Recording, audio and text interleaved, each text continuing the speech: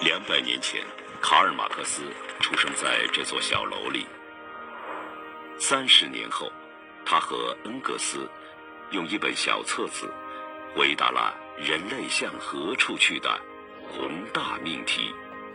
共产党宣言出版，马克思主义横空出世，从此改变世界。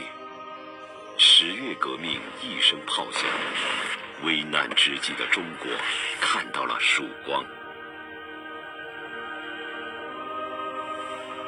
一个主义影响了一群人，一群人改变了中国命运。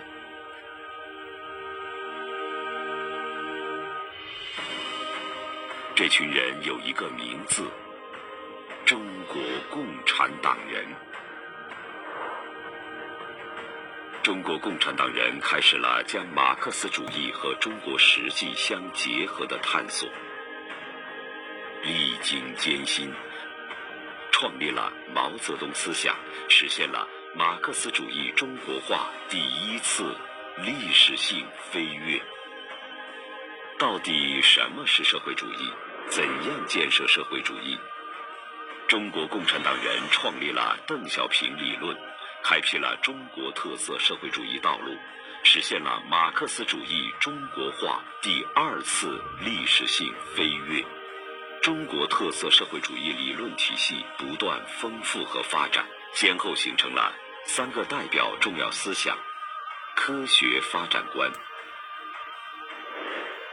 18大后，中国号巨轮再度起航。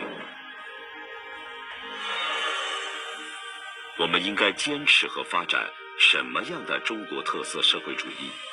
怎样坚持和发展中国特色社会主义？过去5年多来，习近平提出一系列具有开创性意义的新理念、新思想、新战略，从根本上引领党和国家事业取得历史性成就，发生历史性变革。中国特色社会主义进入了新时代。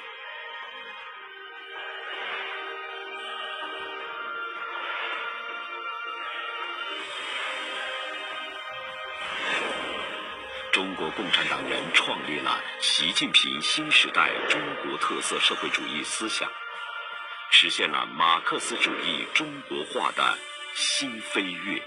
习近平是这一思想的主要创立者。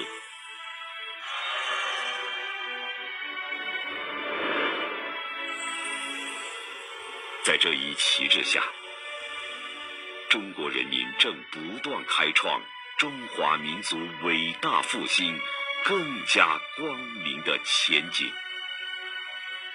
前进的道路上，我们要继续高扬马克思主义伟大旗帜，让马克思、恩格斯设想的人类社会美好前景不断在中国大地上生动地展现出来。